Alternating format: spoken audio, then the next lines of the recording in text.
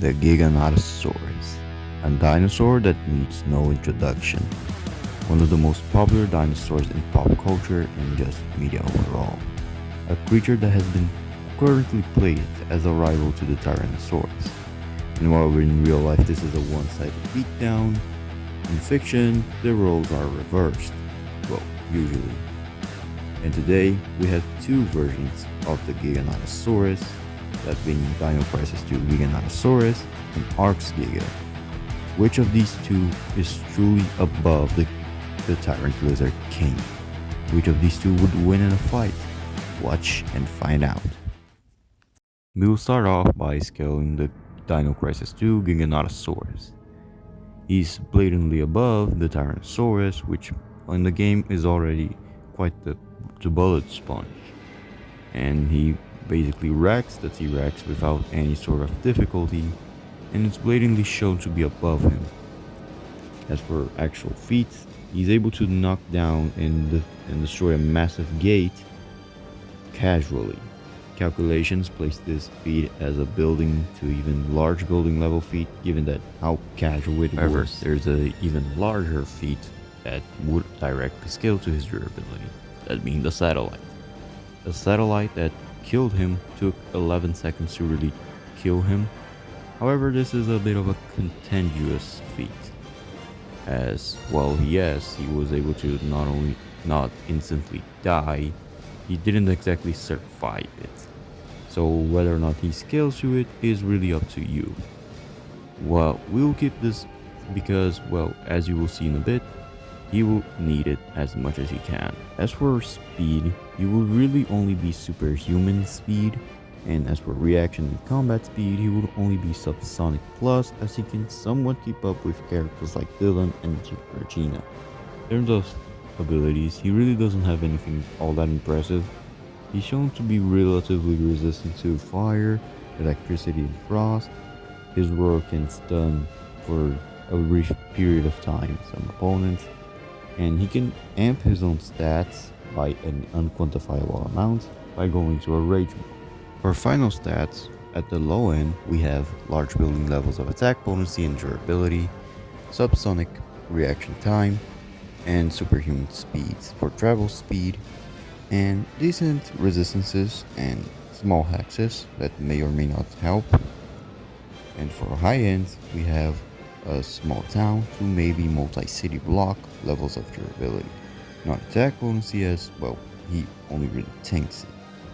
To understand how powerful Ark's Giganotosaurus really is, we need to look at the creatures that they upscale, such as the Duodicarus. The Duodicarus is able to violently fragment or just fragment large boulders.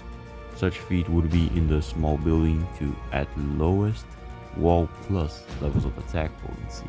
However, the Giga really is beyond that, as creatures on the mid end can generate over 10.73 to even over 57 tons of TNT, and that being the Menegarmer.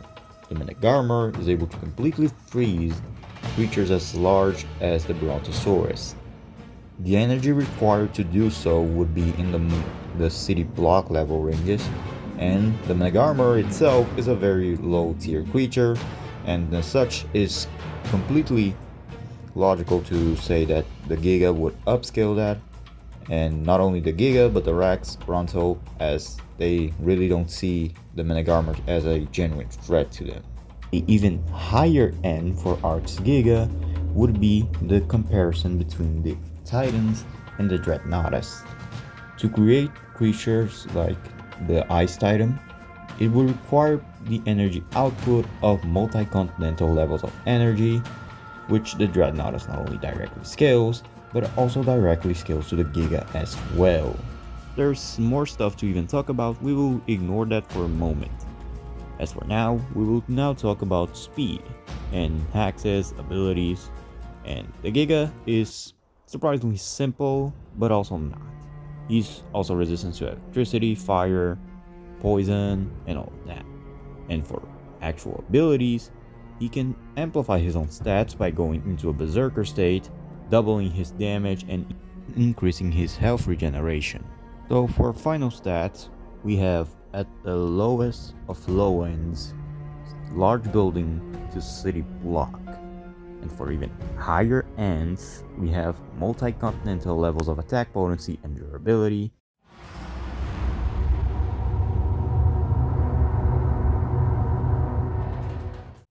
So who would win in the end? Well, obviously, Ark Giganotosaurus absolutely takes it. Not only he is more powerful, but he also has more concrete strength feats, while the Dino Crisis 2 Giga seems to really only be within the large building on a low end. As for the higher ends, the more contingent feat, the satellite feat is impressive, although multi-continental levels of energy is far beyond multi-city block, which really is consistent to the Giga given how the whole narrative is about how powerful he is. So in a battle between these two, the Giga would not only have the speed, the strength, and the durability to really win this fight, even if somehow the Dino Crisis 2 Giga manages to land a lot of blows, it wouldn't matter and it would likely backfire, as he would double his attack potency and his insane regeneration would kick in. What about a equal stat scenario? Would that change anything? Well, no. The Giga not only is still more powerful in terms of raw size, but the fact that even if the Dino Crisis 2 Giga managed to land a lot of blows, it may go into the risk of activating the Giga's Rage mode, doubling his strength, and thus furthering the gap in power even further.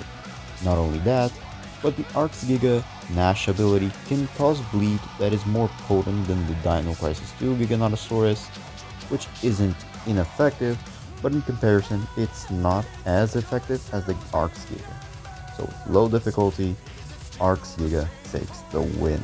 Let me know what you guys think. If you disagree, that's fine, comment your opinions down below, and let's be civil about this.